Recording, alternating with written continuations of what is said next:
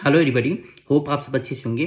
तो चलिए हम आज का पार्ट हम अपना शुरू करते हैं, जो है second part of the menstrual cycle. और हम क्विक रिवीजन भी ले लेते हैं, ठीक है। तो पहले हमने कल फर्स्ट पार्ट में हमने क्या पढ़ा?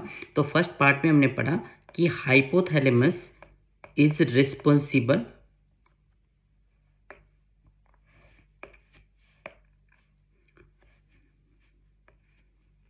हमने पढ़ा हाइपोथैलेमस रिस्पॉन्सिबल होता है किसके लिए? मेंस्ट्रुअल साइकिल के लिए। और हाइपोथैलेमस क्या सीक्रेट करती है? जीएनआरएच सीक्रेट करती हैं। और जीएनआरएच कहाँ पर एक्ट करती है? तो GnRH act on anterior pituitary, ठीक है। एंटीरियर प्यूटिटरी पर जाकर एक्ट करते हैं। और एंटीरियर प्यूटिटरी क्या रिलीज करती है? Anterior pituitary secretes LH and FSH, ठीक है। कौन? Anterior pituitary secretes LH and FSH. अब एफएसएच क्या करते हैं? FSH act on ovarian granulosa cell, ovarian granulosa cell.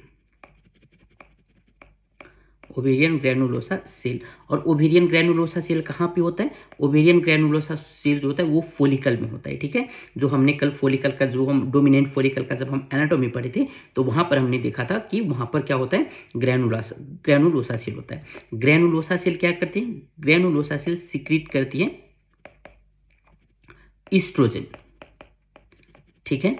और हमने क्या पढ़ा था? ईस्ट्रोजन का कितना फंक्शन होता है? ईस्ट्रोजन है 3 function regarding menstrual cycle, right. हमने पढ़ा है ये। एक क्या होता है? Negative feedback to FSH, positive feedback to LH, and और क्या है? Uterine proliferation. ईस्ट्रोजन कितने काम करते? 3, है ना। ईस्ट्रोजन का यहां पर 3 काम होता है। एक तो क्या होता है? एक होता है कि निगेटिव फीडबैक देना एफएसएच को, हमने पहले ही पढ़ चुका है। फिर एक होता है पॉजिटिव फीडबैक देना एलएच को, ये भी हम पहले पढ़ चुके हैं, ठीक है। और फिर क्या होता है? तीसरा यूटेराइन प्रोलिफरेशन करना, यानी कि यूटेराइन को प्रिपेयर करना। अब क्या हुआ? देखिए, ये यूटेरस में आ गई यहाँ पे ईस्ट्रोजन। यहाँ पर आकर यहाँ क्या करते हैं? यहाँ पर यूट्रस में इंडोमेट्रियम को ना, यूट्रस को क्या करती है? ये प्रिपेयर करती है। किस चीज के लिए प्रिपेयर करते हैं? प्रोडक्ट ऑफ कंसेप्टिस के लिए। यानी कि ईस्ट्रोजन क्या सोचता है कि चलो अब ईस्ट्रोजन हम आ गए हैं यहाँ पे, हम जाकर एलएच को पॉजिटिव फीडबैक देंगे, फिर एलएच के सर्ज होगा, और एलएच सर्ज होने के बाद ओव्यूलेशन होगा, और ओव्यूलेशन के बाद क्या होगा? फर्टिलाइजेशन होगा, और फिर यहाँ पर बच्चा आएगा। तो ये सोचकर क्या करता है? यूटेराइन प्रोलिफरेशन करवाता है। कौन करवाता है यूटेराइन प्रोलिफरेशन? तो ईस्ट्रोजन करवाती है, ठीक है। यहां तक क्लियर है आप लोग? चलिए अब हम आगे देख लेते हैं। हमने ये कल ही पढ़ा है, आपको याद होगा, ये हमने कल ही पढ़ा है कि ये जो आउटर लेयर जो होता है ना, ये पहले तो आप ये बताइए कि ये है क्या? ये है ग्राफिन फॉलिकल, ठीक है। इसको हम क्या बोलते हैं? और डोमिनेंट फॉलिकल और मैच्योर्ड फॉलिकल, ठीक है। कंप्लीटली मैच्योर्ड फॉलिकल, ठीक है। अब इसमें क्या होगा? ये जो आउटर लेयर है, हमने कल ही पढ़ लिया है ये कि ये आउटर लेयर क्या होता है? आउटर लेयर जो होता है वो थीका सेल होता है। और थीका सेल क्या करते हैं? थीका सेल का भी 2 लेयर होता है। एक होता है थीका इंटरना, और एक होता है थीका एक्सटर्ना। ये हमने पढ़ा है, ठीक है। अगर आप नहीं पढ़े हैं तो ये पार्ट 1 में जाकर देख लीजिए, ठीक है। और फिर ये जो ग्रीन कलर का जो ये है, ये क्या है? ये है ग्रैनुलोसा सेल। और यहीं पर आकर कौन एक्ट करता है? एफएसएच आकर यहां पर एक्ट करता है। और एफएसएच कहां से आता है? एफएसएच एंटीरियर प्यूटिटरी से आता है, ठीक है। एंटीरियर प्यूटिटरी से क्या आया? एफएसएच आया। एफएसएच कहां पर एक्ट किया? तो ये ग्रैनुलोसा सेल पे एक्ट किया। और फिर ग्रैनुलोसा सेल क्या बनाती है? ईस्ट्रोजन बनाती है, ठीक है। तो ये ग्रैनुलोसा सेल का क्या काम है? ग्रैनुलोसा सेल का काम है, जो थीका सेल जो एंड्रोजन प्रोड्यूस करती है ना, थीका सेल क्या करती है? एंड्रोजन प्रोड्यूस करती है। और ये जो एंड्रोजन जो प्रोड्यूस करती है ना, इस एंड्रोजन को क्या करना, एस्ट्रोजन में कन्वर्ट करना, एस्ट्रोजन में कन्वर्ट करना। ये किसका काम है, ग्रेनुलोसा सेल का काम है। ये हमने पढ़ लिया है, ये अभी तक का ये रिवीजन था, ठीक है। अब हम देख लेते हैं कि हमने ये भी पढ़ा है कि ओवेरी में डिफरेंट फॉलिकल्स का स्टेजेस होता है। पहले होता है प्रीमोडियल स्टेज, फिर ये प्रीमोडियल फॉलिकल कन्वर्ट हो जाता है प्राइमरी फॉलिकल में, फिर ये प्राइमरी कन्वर्ट होता है सेकेंडरी में, फिर सेकेंडरी कन्वर्ट होता है ग्राफिन में, और फिर ग्राफिन फॉलिकल क्या होता है, ओव्यूलेशन करवाती है, ठीक है। ये हमने पढ़ा है। अब एक चीज बताइए आप हमको, हमारे ओवेरी में यानी कि फीमेल की ओवेरी में क्या लगता है आपको, एक ही फॉलिकल होगा, एक ही प्रीमोडियल फॉलिकल होगा? जी नहीं, ये क्या होता है, फीमेल ओवरी में ना मल्टीपल यानी कि मान लीजिए 8 से 10, 10 से 12 क्या होता है, कितना भी हो सकता है, 10 से 12 हम फॉर एग्जांपल मानकर चलते हैं कि 12 प्रीमोडियल फॉलिकल है फीमेल की ओवरी में, ठीक है। अब यहाँ पर एक इंपॉर्टेंट आपको जानने की जरूरत क्या है, इससे पहले ये देख लेते हैं। ये हो गया हमारा एंटीरियर प्यूटेटरी, ठीक है। ये एंटीरियर प्यूटेटरी क्या करती है, FSH और LH रिलीज करती है, ठीक है, ठीक है। चलिए अब हम ये मानकर चलते हैं कि यहाँ पे प्रीमोडियल फॉलिकल को ना आप ये याद रखिए, ठीक है। प्रीमोडियल फॉलिकल को प्राइमरी फॉलिकल में कन्वर्ट होने के लिए किसी भी हार्मोन की जरूरत नहीं होती है, ठीक है, किसी भी हार्मोन की जरूरत नहीं होती है। बट प्राइमरी फॉलिकल को सेकेंडरी में कन्वर्ट होने के लिए FSH की जरूरत पड़ती है। किसकी जरूरत पड़ती है, FSH की जरूरत पड़ती है, फॉलिकुलर स्टिमुलेटिंग हार्मोन, ठीक है। और सेकेंडरी फॉलिकल को ग्राफिन फॉलिकल में भी कन्वर्ट होने के लिए क्या चाहिए होता है, FSH चाहिए होता है, ठीक है।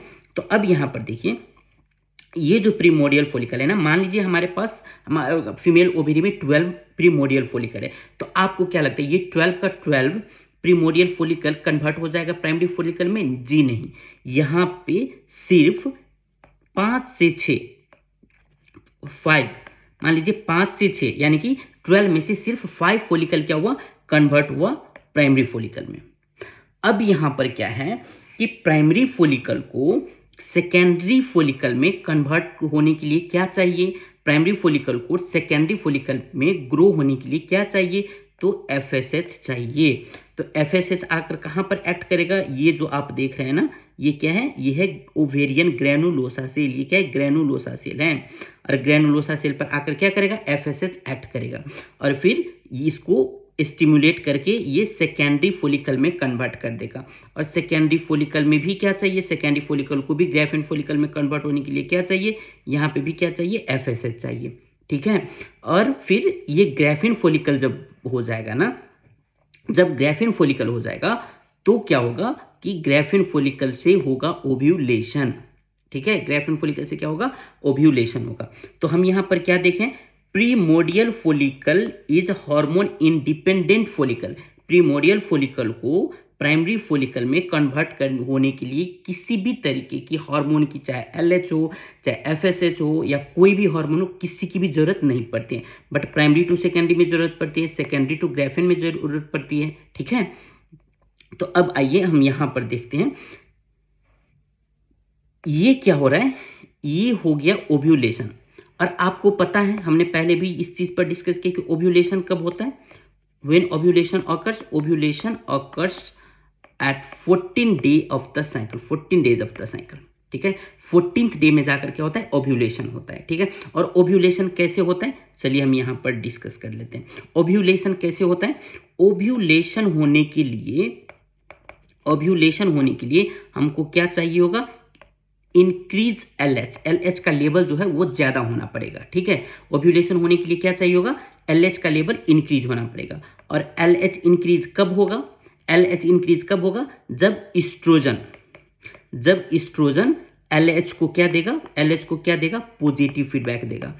और हमने ये पढ़ा है कि oestrogen usually give negative feedback to LH, but sometime it gives positive feedback to LH। But कब इस्ट्रोजन देती है पॉजिटिव फीडबैक LH को, जब इस्ट्रोजन का लेवल 200 पिकोग्राम से ज़्यादा हो जाए। जब एस्ट्रोजन का लेवल 200 पिकोग्राम से ज़्यादा हो जाएगा तो क्या देगा, एलएच को पॉजिटिव फीडबैक देगा। और जब एलएच को पॉजिटिव फीडबैक देगा तो क्या होगा, एलएच का लेवल जो है वो इंक्रीज होगा। और जब एलएच का लेवल इंक्रीज होगा तो क्या होगा, एलएच सर्ज होगा, एलएच सर्ज होगा।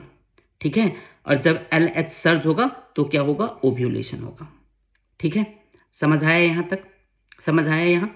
चलिए एक बार और हम इसको रिपीट कर लेते हैं, एक बार और हम इसको रिपीट कर लेते हैं। ओव्यूलेशन के लिए हमको क्या चाहिए होगा, ओव्यूलेशन के लिए हमको चाहिए होगा एलएच का लेवल इंक्रीज होना पड़ेगा। और एलएच का लेवल इंक्रीज होगा तो क्या होगा, एलएच का लेवल इंक्रीज होगा तो एलएच सर्ज होगा। ठीक है, और एलएच सर्ज कब होगा, एलएच सर्ज कब होगा, जब एलएच का लेवल इंक्रीज होगा। और एलएच का लेवल कब इंक्रीज होगा, एलएच का लेवल इंक्रीज होगा जब एस्ट्रोजन क्या करेगी, जब एस्ट्रोजन पॉजिटिव फीडबैक देगी। किसको, एलएच को। जब किसी को कोई पॉजिटिव फीडबैक देगा तब तो उसको थोड़ा एटीट्यूड आएगा ना। तो एस्ट्रोजन क्या करे, पॉजिटिव फीडबैक दे रहा है किसको, एलएच को। बट हमने पहले क्या पढ़ा है कि oestrogen usually gives negative feedback to LH, but sometimes oestrogen give positive feedback to LH. But when, कब एस्ट्रोजन पॉजिटिव फीडबैक देती है, जब एस्ट्रोजन का लेवल मोर देन 200 पिकोग्राम हो जाती है, उसके बाद क्या देते हैं, एस्ट्रोजन जो है वो एलएच को पॉजिटिव फीडबैक देता है। और जब एलएच को पॉजिटिव फीडबैक मिलेगा तो एलएच का लेवल इंक्रीज होगा और फिर जाकर एलएच सर्ज होगा। और जब एलएच सर्ज होगा तो क्या हो जाएगा, ओव्यूलेशन हो जाएगा। ठीक है, ठीक है, क्लियर है। चलिए अब हम देख लेते हैं, यहां पर ओव्यूलेशन हो गया। ठीक है, यहाँ पे क्या हुआ, ओव्यूलेशन हो गया। ओव्यूलेशन किस डे पे जाकर हुआ, 14th डे पे जाकर हुआ। 14th डे पे जाकर ओव्यूलेशन हो गया तो ये ओवम है। ठीक है, ये ओवम है और ये ओवम के साथ साथ ये क्या है, थोड़ा सा ग्रैनुलोसा सेल भी ओवम के साथ साथ बाहर आ गया है। अब ये ओवम कहाँ चला जाएगा, ये ओवम चला जाएगा फेलोपियन ट्यूब में। ठीक है, फेलोपियन ट्यूब में कहाँ पे, एम्प्यूला। फेलोपियन ट्यूब में, एम्प्यूला में जाकर क्या होता है, फर्टिलाइजेशन होता है, ये आपको पता है। तो ये ओवम चल जाएगा फेलोपियन ट्यूब में। ठीक है, अब जो रिमेनिंग पार्ट रह गया है ना, जैसे कि ये जो रिमेनिंग पार्ट है, ठीक है, ये जो रिमेनिंग पार्ट रह गया ना, ये जो रिमेनिंग पार्ट रह गया अभी, ये रिमेनिंग पार्ट को हम फिर क्या बोलेंगे, ये रिमेनिंग पार्ट को हम बोलेंगे कॉर्पस लुटियम। रिमेनिंग पार्ट को हम क्या बोलेंगे, कॉर्पस लुटियम। और कॉर्पस लुटियम क्या करती है, कॉर्पस लुटियम प्रोजेस्टेरोन सीक्रेट करती है, यानी कि कॉर्पस लुटियम जो है वो प्रोजेस्टेरोन बनाती है। ठीक है, कॉर्पस लुटियम क्या करते हैं, कॉर्पस लुटियम सीक्रेट्स प्रोजेस्टेरोन। ठीक है, अब क्या हुआ, एस्ट्रोजन कहां से आया ये भी आपको पता चल गया, प्रोजेस्टेरोन कहां से आया ये भी आपको पता चल गया। ठीक है, और ओव्यूलेशन कब हुआ, 14th डे पे जाकर हुआ। और ओव्यूलेशन कैसे हुआ, जब एलएच का लेवल इंक्रीज हुआ, जब एलएच सर्ज हुआ, तब जाकर क्या हुआ, ओव्यूलेशन हुआ। ठीक है, अब यहां पर आपको एक और चीज जानना है कि एलएच सर्ज ओव्यूलेशन होने से कितने घंटे पहले होता है। ठीक है, तो generally 32 to 36 hours. LH surge जो है ना वो 32 to 36 hour prior to the ovulation. Ovulation होने से पहले। ठीक है, ओव्यूलेशन होने से पहले क्या होता है, 32 to 36 आवर्स ये ओव्यूलेशन होता है एलएच सर्ज होने से। ठीक है, सॉरी, एलएच सर्ज जो है वो ओव्यूलेशन होने से 32 to 36 आवर पहले होता है। ठीक है, ये आपको जानना है। चलिए अब हम एक बार इस फिगर में भी हम देख लेते हैं। ये है हमारा प्रीमोडियल फॉलिकल। प्रीमोडियल फॉलिकल है। प्रीमोडियल फॉलिकल को आपको पता है, प्रीमोडियल फॉलिकल को प्राइमरी फॉलिकल में कन्वर्ट होने के लिए क्या नहीं चाहिए होता है, कोई भी हार्मोन नहीं चाहिए होता है। ठीक है, तो ये सेल्फ ग्रो हो जाता है प्रीमोडियल फॉलिकल, किस में, प्राइमरी फॉलिकल्स में। ठीक है, अब प्राइमरी फॉलिकल्स पे आकर एफएसएच, ये है हमारा एंटीरियर पिट्यूटरी, ये रिलीज करती है एलएच एफएसएच। अब यहाँ पर FSH आकर क्या किया, FSH आकर ये ओवेरियन ग्रैनुलोसा सेल पर आकर एक्ट किया, और ओवेरियन ग्रैनुलोसा सेल पर एक्ट करके ओवेरियन ग्रैनुलोसा सेल क्या बनाई, फिर यहाँ पे ओवेरियन ग्रैनुलोसा सेल जो है ये एंड्रोजन को क्या करती है, एंड्रोजन को क्या करती है, ईस्ट्रोजन में कन्वर्ट कर देती है। ठीक है, ईस्ट्रोजन में कन्वर्ट कर देती है। कैसे कन्वर्ट करते हैं, ये एरोमेटाइज एंजाइम के हेल्प से एरोमेटाइज करके क्या कर देती है, एंड्रोजन को ईस्ट्रोजन में कन्वर्ट कर देती है। ठीक है, अब क्या हो गया, ये जो है एंटल फॉलिकल में कन्वर्ट हो गया, और एंटल फॉलिकल यहाँ पर क्या हो गया, ओव्यूलेशन हो गया। ओव्यूलेशन के बाद क्या हो गया, ओवम यहाँ आ गया, ओवम बाहर निकल गया, ये ओवम कहाँ चला जाएगा, फेलोपियन ट्यूब में चला जाएगा। ठीक है, अब क्या होता है, जब ओव्यूलेशन होता है ना, जब ओव्यूलेशन होता है तो ओव्यूलेशन के टाइम पे दो चीजें बाहर आती हैं, एक तो आ गया ओवा, ठीक है, और दूसरा क्या आ जाएगा, कॉर्पस लुटियम। कॉर्पस लुटियम क्या है, remaining part of the mature follicle और ग्राफिन फॉलिकल। ठीक है, ये क्या है, remaining part of graphene follicle. और इसको हम क्या बोलते हैं, इसका एक और नाम है, इसको हम बोलते हैं एलोबॉडी हम भी बोलते हैं। ठीक है, और ये जो कॉर्पस लुटियम है, ये कॉर्पस लुटियम क्या सीक्रेट करती है, कॉर्पस लुटियम सीक्रेट करती है प्रोजेस्टेरोन। कॉर्पस लुटियम क्या सीक्रेट करती है, प्रोजेस्टेरोन।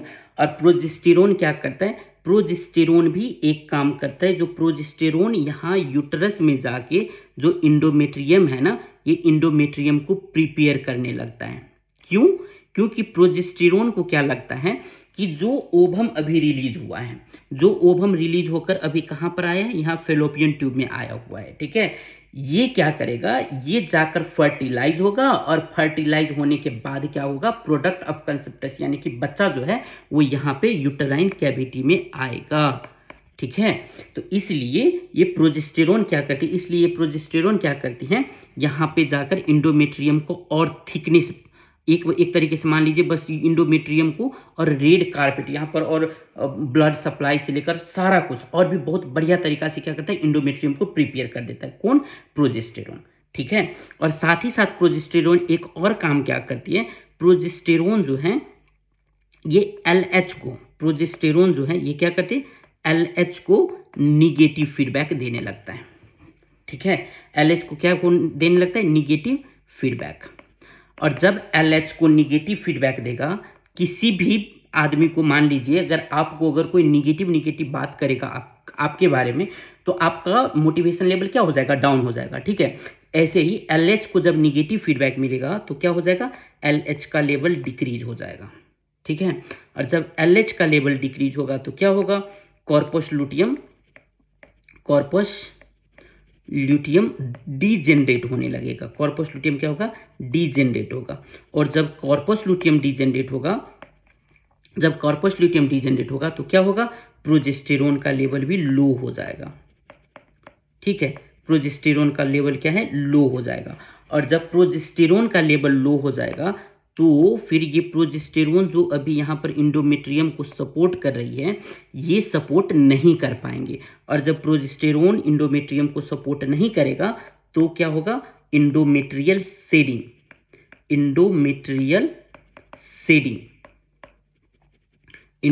शेडिंग होने लगेगा। और जब इंडोमेट्रियल शेडिंग होगा तो क्या होगा, मेंस्ट्रुएशन यानी कि ब्लीडिंग स्टार्ट हो जाएगा।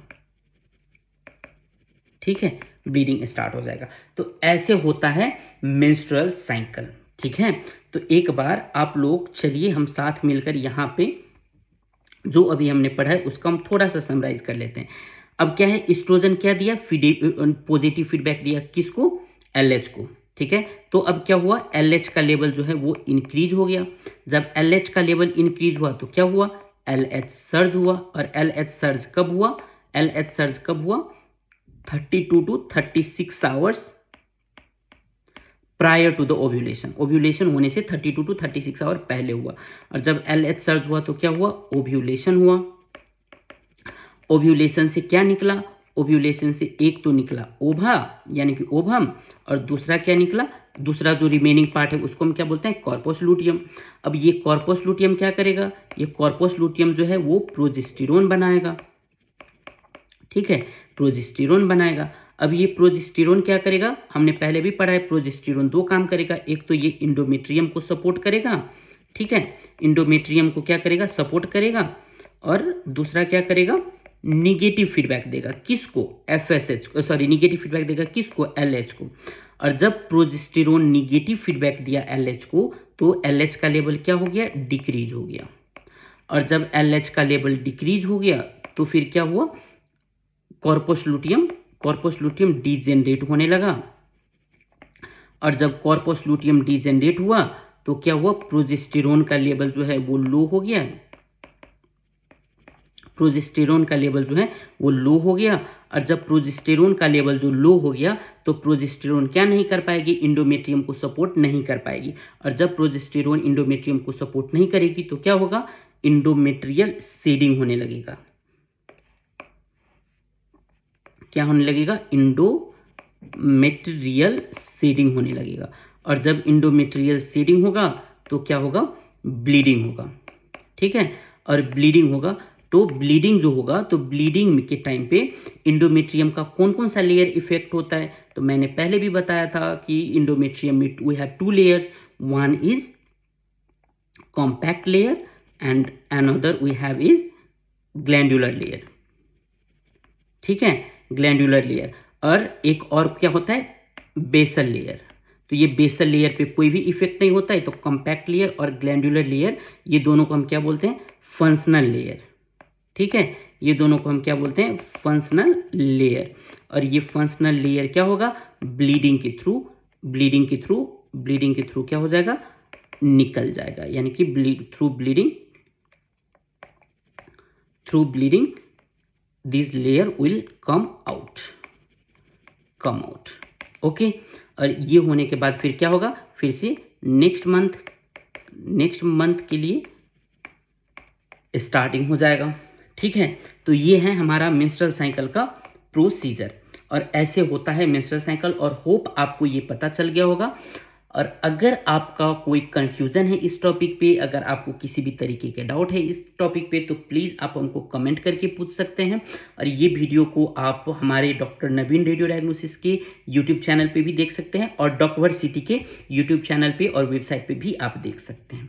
Thank you so much.